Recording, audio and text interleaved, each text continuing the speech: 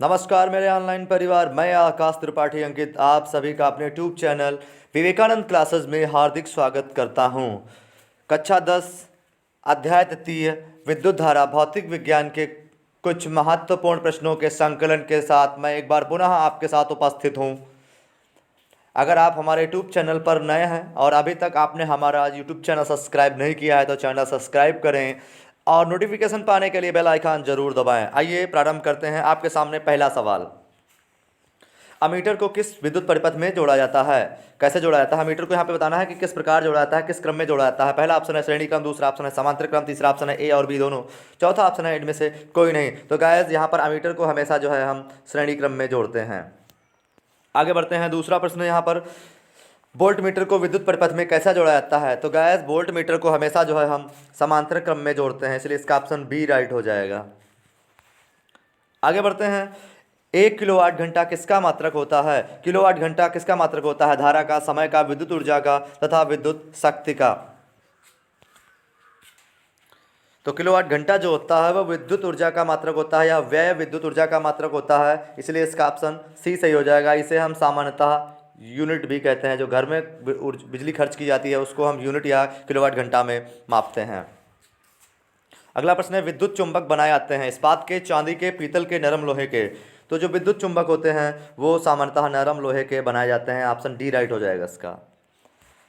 आगे बढ़ते हैं। अगला प्रश्न है, 1 इलेक्ट्रॉन वोल्ट का मान बताना है आपको। एक इलेक्ट्रॉन वोल्ट किसके बराबर होता है? पहला ऑप्शन है 1.6 इंटू 10⁻19 जूल, दूसरा ऑप्शन है 1.6 इंटू 10⁻30 जूल और तीसरा ऑप्शन है 1.6 इंटू 10⁻27 जूल, चौथा इनमें से कोई नहीं। तो जो 1 इलेक्ट्रॉन वोल्ट होता है वो आपका 1.6 इंटू 10⁻19 जूल के बराबर होता है।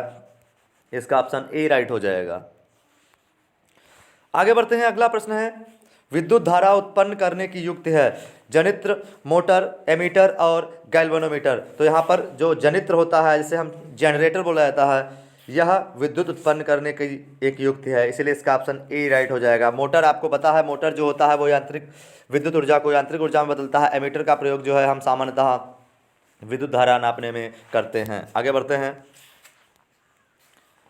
ऊर्जा का एसआई मात्रक होता है। यहाँ पर ऊर्जा का मात्रक आपको बताना है। सामान्य तौर पे ऊर्जा का मात्रक जो है कैलोरी और जूल दोनों हो जाता है, लेकिन यहाँ पर एसआई मात्रक पूछा गया है तो कार्य का मात्रक जूल होता है और ऊर्जा का भी मात्रक जूल होता है, कैलोरी भी होता है, लेकिन एसआई मात्रक जो ऊर्जा का होता है वह जूल होता है, इसलिए इसका ऑप्शन बी राइट हो जाएगा। जब भी पूछा जाए आपसे ऊर्जा का एसआई मात्रक आप बताइए तो इसका ऑप्शन बी राइट हो जाएगा, जूल होता है ऊर्जा का एसआई मात्रक। 1 किलोवाट घंटा व्यवहारिक मात्रक है। यहाँ पर आपको बताना है कि 1 किलोवाट घंटा किसका मात्रक है। पहला ऑप्शन है 1 यूनिट, यूनिट का, दूसरा है वाट का, तीसरा वाट घंटा और चौथा जूल प्रति घंटा। तो अभी हमने आपको बताया था जो किलोवाट घंटा होता है उसे हम यूनिट भी कहते हैं, इसलिए इसका ऑप्शन ए राइट हो जाएगा। आगे बढ़ते हैं। बिजली के फ्यूज का तार बना होता है। तो गैस घर में जो है विद्युत परिपथ में हम एक फ्यूज तार लगा देते हैं, क्योंकि कभी कभी धारा का मान एकदम बढ़ता है या एकदम घट जाता है, जिसके कारण घर में जो लगे हुए उपकरण होते हैं वो उनमें क्षति हो सकती है, वो हानि पहुंचा सकता है धारा का एकदम घटना या बढ़ना। इसीलिए इस क्षति को रोकने के लिए घरों में जो है फ्यूज तार लगा दिया जाता है, जिससे होता क्या है, जब धारा का मान घटता बढ़ता है तो यह फ्यूज तार कट जाता है, जिससे धारा का संपर्क जो है बंद हो जाता है, धारा का प्रवाह बंद हो जाता है उस परिपथ में और क्षति होने से बच जाती है। तो ये फ्यूज़ का आपका हो जाएगा महत्व। ये कई बार परीक्षा में पूछा गया कि फ्यूज़ तार का महत्व लिखिए। तो जो फ्यूज़ तार होता है वह सामान्यतः तांबे और टिन दोनों की मिश्र धातु से बना होता है, इसीलिए इसका ऑप्शन सी राइट हो जाएगा। आगे बढ़ते हैं। अगला प्रश्न है, किसी स्थायी विद्युत धारा द्वारा टी समय में, यहाँ पे धारा आई है और समय टी है, द्वारा उत्पन्न ऊष्मा की मात्रा क्या होती है यदि ऊष्मा एच है? तो यहाँ पे जो विद्युत धारा समय और विभवांतर में जो संबंध होता है वह होता है H = VIT, यह संबंध होता है, इसीलिए इसका ऑप्शन बी राइट हो जाएगा। यहाँ पे H = VIT, ये आपको याद रखना है, फार्मूला है, आपके न्यूमेरिकल्स में काम आने वाला है। यदि प्रतिरोध R के किसी तार के टुकड़ों को 5 बराबर भागों में काट दिया जाए तो इन टुकड़ों को फिर पार्श्व क्रम में जोड़ दिया जाए। यदि संयोजन का तुल्य प्रतिरोध R डैश है तो R/5 आर डैश का अनुपातिक मान आपको बताना है। पहला ऑप्शन है 1/25, दूसरा ऑप्शन है 1/5, दूसरा ऑप्शन है 5 और चौथा ऑप्शन है 25। काफ़ी इंपॉर्टेंट प्रश्न है, यह परीक्षा की दृष्टिकोण से 2019 में आया था ये। तो यहाँ पर यदि 5 बराबर टुकड़ों में बांट दिया जाता है, पार्श्व क्रम में जोड़ा जाता है, तो उनका जो अनुपातिक मान आएगा, जो उनका तुल्य प्रतिरोध आएगा, वो 25 आएगा आपका।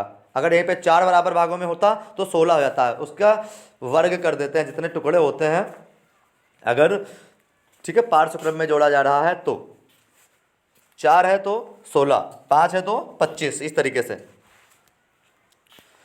जिन पदार्थों में विद्युत मुक्त रूप से प्रवाहित हो सकती है उन्हें कहते हैं। आपको ये बताना है जिन पदार्थों में ऊर्जा का प्रवाह हो जाता है, विद्युत धारा का प्रवाह होता है, उन्हें हम क्या कहेंगे। पहला है अर्ध विद्युत चालक, दूसरा है विद्युत रोधी, तीसरा है विद्युत चालक और चौथा इनमें से कोई नहीं। तो अर्ध विद्युत चालक जो है जिसमें विशेष परिस्थितियों में जो है विद्युत धारा प्रवाहित हो जाती है, इन्हें अर्ध चालक भी बोला जाता है।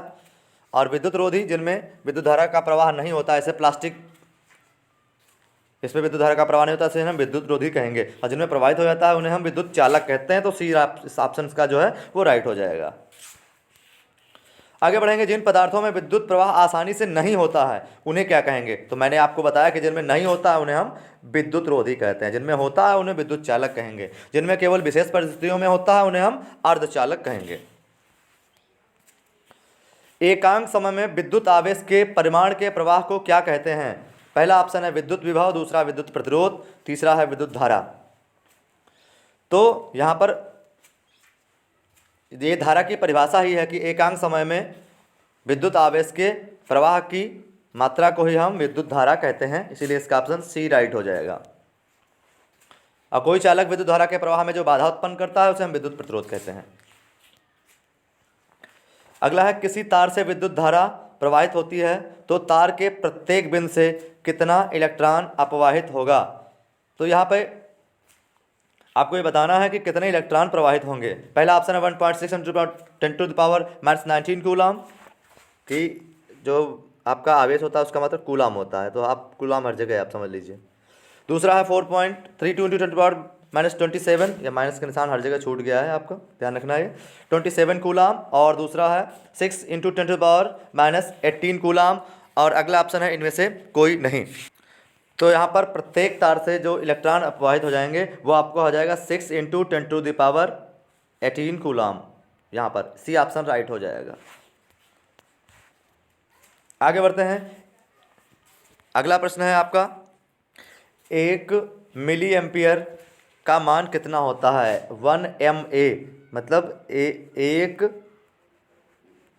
मिली एम्पियर का मान कितना होता है। पहला ऑप्शन है 10⁻³ एम्पियर, दूसरा ऑप्शन है 10⁻² एम्पियर, तीसरा ऑप्शन है यहाँ पर 10⁻1 एम्पियर और चौथा है 10⁻11 एम्पियर। तो जो 1 मिली एम्पियर होता है उसका मान 10⁻³ एम्पियर होता है, 10⁻³ एम्पियर। पहला ऑप्शन राइट हो जाएगा इसका। आगे बढ़ते हैं, 1 माइक्रो एम्पियर, ये म्यू एम्पियर जो लिखा हुआ है तो इसका मतलब है माइक्रो, और ए का मतलब आप समझ गए हैं अब एम्पियर। तो 1 माइक्रो एम्पियर का मान कितना होता है आपको बताना है। पहला ऑप्शन है 10⁻5 एम्पियर, दूसरा 10⁻4 एम्पियर, चौथा है तीसरा है 10⁻3 एम्पियर और चौथा 10⁻6 एम्पियर। तो यहाँ पर 1 जो माइक्रो एम्पियर होता है वो 10⁻6 एम्पियर के बराबर होता है, इसलिए इसका ऑप्शन डी राइट हो जाएगा।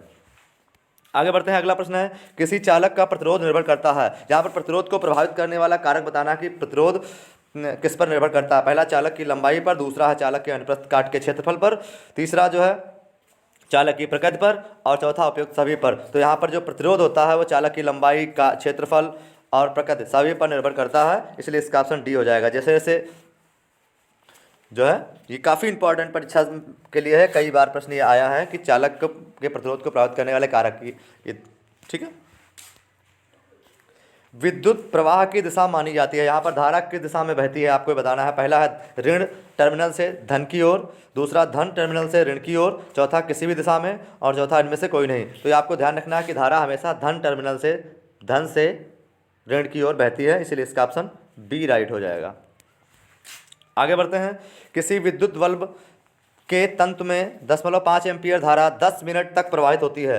विद्युत परिपथ में प्रवाहित आवेश की मात्रा ज्ञात करिए। तो इसका जो फार्मूला होता है वो Q = IT होता है, ठीक है। और Q पूछ रहा है, I दिया हुआ है 10.5 और T 10 मिनट दिया हुआ है, लेकिन यहाँ पे जो आपका समय होता है वो सेकंड में प्रयोग होता है, इसलिए 10 × 60 कर देंगे, 6 × 5 = 30, 300 कूलाम यहाँ पर।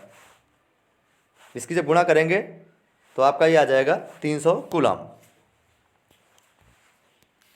आगे बढ़ेंगे। अगला प्रश्न है, विद्युत धारा की चाल प्रकाश की चाल में क्या संबंध है। यहाँ पर विद्युत धारा की चाल और प्रकाश की चाल में आपको संबंध बताना है। पहला ऑप्शन है दोनों की चाल समान होती है, दूसरा है विद्युत धारा की चाल प्रकाश की चाल से अधिक होती है, तीसरा है प्रकाश की चाल विद्युत धारा की चाल से अधिक होती है, और सभी कथन सत्य हैं। तो दोनों में, विद्युत और प्रकाश दोनों की चाल में एक ही बात मिलती है, जो है कि दोनों की जो चाल होती है वो समान होती है, इसलिए इसका ऑप्शन ए राइट हो जाएगा कि विद्युत की चाल और प्रकाश की चाल दोनों की चाल समान होती है। अगला प्रश्न है, किसी विद्युत परिपथ में इकाई धनावेश को एक बिंदु से दूसरे बिंदु तक ले जाने में किए गए कार्य को मापा जाता है उन बिंदुओं के बीच। तो गाइस आपको ध्यान देना है कि यह विभवांतर की परिभाषा ही है कि किसी विद्युत परिपथ में इकाई धनावेश को एक बिंदु से दूसरे बिंदु तक ले जाने में जो किया गया कार्य होता है उसे हम उन बिंदुओं के बीच का विभवांतर कहते हैं। ये परिभाषा ही है, आपको ध्यान रखना है, इसलिए इसका ऑप्शन बी राइट हो जाएगा। प्रतिरोध हमने आपको बताया था कि किसी चालक में जो विद्युत धारा के प्रवाह में बाधा उत्पन्न होती है उसे हम प्रतिरोध कहते हैं, और धारा एकांक समय में प्रवाहित आवेश की मात्रा को हम धारा कहते हैं। तो इसका ऑप्शन बी राइट हो जाएगा। आगे बढ़ेंगे। अगला प्रश्न है, समांतर क्रम में संयोजित 10 प्रतिरोधों का जिनमें प्रत्येक का मान 10 ओम है, समतुल्य प्रतिरोध आपको बताना है। यहाँ पर कौन सा क्रम है? समांतर क्रम है।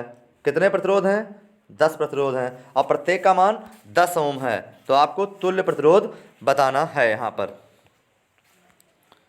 तो जब हम इसका फार्मूला होता है 1/R = 1/R1 + 1/R2 ... ही चलता रहेगा, जितने होंगे। तो यहाँ पे 10 प्रतिरोध है, ठीक है। तो 10 प्रतिरोध हैं, तो 10 प्रतिरोधों को जोड़ेंगे तो 10 × 10 100 हो जाएगा, और चूंकि हर समान होंगे सबका 10 ही रहेगा, तो 100/10 हो जाएगा, 0 0 कट जाएगा, 10 ओम आपका आ जाएगा। तो जो इसका तुल्य प्रतिरोध आ जाएगा वो 10 ओम आ जाएगा। ऑप्शन ए राइट होगा इसका। आगे बढ़ेंगे। अगला प्रश्न है, रेशम द्वारा रगड़ने पर कांच की छड़ में उत्पन्न आवेश है। पहला ऋण आवेश, दूसरा धन आवेश, तीसरा ए और बी दोनों। तो ध्यान रखना है आपको, जब रेशम को कांच की छड़ पर रगड़ते हैं तो जो है वो आपका धन आवेश उत्पन्न होता है, इसलिए इसका ऑप्शन बी राइट हो जाएगा। रेशम को जब कांच की छड़ पर रगड़ेंगे तो धन आवेश उत्पन्न हो जाएगा, और यही जब ऊन को एबोनाइट की छड़ पर, एबोनाइट या बिल्ली की खाल को भी आप कह सकते हो, बिल्ली की खाल को या ऊन को जब एबोनाइट की छड़ पे हम रगड़ेंगे तो ऋण आवेश उत्पन्न होगा। ये भी आपको ध्यान रखना है। आगे बढ़ेंगे। ओम के नियम में विद्युत धारा और विभवांतर के बीच खींचा गया आरेख जो होता है वो कैसा होता है आपको? पहला ऑप्शन है सरल रेखा, दूसरा वक्र, तीसरा ए और बी दोनों, चौथा इनमें से कोई नहीं। तो आपको मैंने बताया था कि जो ओम का नियम होता है वो धारा और विभवांतर के समानुपाती होता है, वी प्रोपोर्शनल आई। तो जैसे जैसे धारा का मान बढ़ाएंगे वैसे वैसे प्रतिरोध का मान भी बढ़ता आता है। दोनों के बीच में जब रेखा खींचते हैं तो सरल रेखा प्राप्त होती है। ऑप्शन ए राइट हो जाएगा इसका। आगे बढ़ेंगे। अगला प्रश्न है, दो चालक तार जिनके पदार्थ लंबाई तथा व्यास समान है किंतु परिपथ में पहले श्रेणी क्रम में फिर पार्श्व क्रम में जोड़ा गया है, तो श्रेणी और पार्श्व क्रम में उत्पन्न ऊष्माओं का अनुपात ज्ञात करिए। पहला ऑप्शन है 1:2, दूसरा है 2:1, तीसरा है 1:4, चौथा 4:1। आपको ध्यान रखना है, जब श्रेणी क्रम और पार्श्व क्रम, पार्श्व का मतलब समांतर क्रम में ऊष्मा का अनुपात पूछे तो दोनों का अनुपात जो होगा वो 1:4 होता है, ठीक है। आगे बढ़ेंगे। R ओम वाले प्रतिरोध में N प्रतिरोधों को समांतर क्रम में जोड़ने पर तुल्य प्रतिरोध होगा। यहाँ पे जो R दिया हुआ है, आपके प्रतिरोध दिए हुए हैं, और N प्रतिरोध हैं, अनंत प्रतिरोध हैं, तो पूछ रहा है इसका कितना समांतर क्रम प्राप्त होगा। तो आपको पता है ऐसे जब उसका मान होता है 5 4 3 2 जो भी होता है उसको मान हम ऊपर रख देते हैं, क्योंकि सूत्र होता है 1/r बराबर 1/r1 प्लस 1/r2 रखेंगे। ठीक है, तो यहाँ पे 1/r बराबर जो है वो प्रतिरोध कितने हैं, n कह रहा है, अनंत प्रतिरोध हैं। ठीक है, और समांतर क्रम में जोड़ा गया है तो 1/n रखेंगे, क्रॉस मल्टीप्लाई होगी तो n/r आपका हो जाएगा। बी ऑप्शन राइट हो जाएगा इसका। आगे बढ़ेंगे, अगला प्रश्न है 1 किलोवाट घंटा कितने जूल के बराबर होता है। मोस्ट इंपॉर्टेंट प्रश्न है ये। 1 किलोवाट घंटा कितने जूल के बराबर होता है। तो 1 किलोवाट घंटा जो होता है वो आप, पहला ऑप्शन है 3600 जूल, दूसरा है 36,000 जूल, चौथा है 3,60,000 जूल, और तीसरा है 3,60,000 जूल, और चौथा है आप देख सकते हैं इकाई, दहाई, सैकड़े, हज़ार, 10,000, लाख, 10 लाख, 36 लाख जूल के बराबर होता है। देखिए, तो यहाँ पर आपको ध्यान देना है ये देखिए किस तरीके से आता है, आप ये देखेंगे ये किस तरीके से आता है हम आपको बताएंगे। देखिए, 1 किलो का मतलब हो गया 1000 गुणे घंटा का मतलब हो गया 60 और सेकंड का मतलब 60, सबकी गुणा करेंगे तो 6 छक्के 36, 1 2 3 4 5, 5 जीरो आपके हो गए, 1 2 3 4 5, देखिए आ गया जूल। ठीक है, इसको हम 3.6 इंटू 10⁻⁻6 जूल भी कहेंगे, क्योंकि जब 5 संख्या आगे दशमलव बढ़ेगा, 5 जीरो हैं और एक संख्या आगे बढ़ा रहे हैं तो 6, 10⁻6 जूल आपका हो जाएगा। माइनस नहीं रहेगा, 10⁻6 जूल। 1 माइक्रो ओम का मान कितना होता है। यहाँ पर ये वेरी इंपॉर्टेंट है, इसलिए इसको हमने रखा है कि 1 माइक्रो ओम का मान कितना होता है। तो पिछले प्रश्न में भी आपने देखा था 1 माइक्रो एम्पियर 10⁻⁻6 एम्पियर होता है, तो उसी तरीके से यहाँ पे 1 माइक्रो ओम का मान भी हो जाएगा 10⁻⁻6 ओम। ठीक है, ओम का नियम किसके नाम पर है। तो जो ओम का नियम है वो वैज्ञानिक हैं, पूरा नाम है जॉर्ज साइमन ओम के नाम पर है। ठीक है, तो अगला प्रश्न है ओम का नियम किस प्रकार के चालकों पर लागू होता है। तो ओम का जो नियम होता है वो धात्विक प्लस मिश्र धातु कि जो चालक होते हैं उन पर लागू होता है। ठीक है, आज के लिए इतना ही। इस तरीके से हमने जितने भी विद्युत के प्रश्न थे वो सारे समाप्त हो गए हैं। वीडियो थोड़ा लंबा ज़रूर हो गया है, लेकिन 30 प्रश्नों का संकलन था यहाँ पर, और उसके बाद में कुछ इंपॉर्टेंट फैक्ट थे, तो करीब इस से मिला के हमने करीब 50 प्रश्नों का अध्ययन किया है। और ये मैं वादे के साथ कह रहा हूँ कि अभी तक मैंने जितना यूट्यूब पर पढ़ाया है, इससे एक भी प्रश्न अगर आपकी परीक्षा में बाहर से आ जाए तो मेरा नाम बदल दीजिएगा। अगर ये वीडियो आपको आपकी परीक्षा के लिए उपयोगी लगा हो तो कमेंट करके जरूर बताएं। वीडियो को लाइक करना ना भूलें, इस वीडियो से आपके मित्र भी लाभान्वित हों तो इन्हें शेयर जरूर करें। शेयर करना ना भूलें, लाइक करना ना भूलें। चैनल सब्सक्राइब नहीं किया तो प्लीज़ सब्सक्राइब जरूर करिए। और किन बिंदुओं पर आप वीडियो चाहते हैं तथा मुझसे व्हाट्सएप के माध्यम से जुड़ने के लिए स्क्रीन पर दिए गए नंबर 9621727242 पर जो है मुझे मैसेज करें। वीडियो देखने के लिए बहुत बहुत धन्यवाद। फिर मिलेंगे, अपना ख्याल रखिएगा।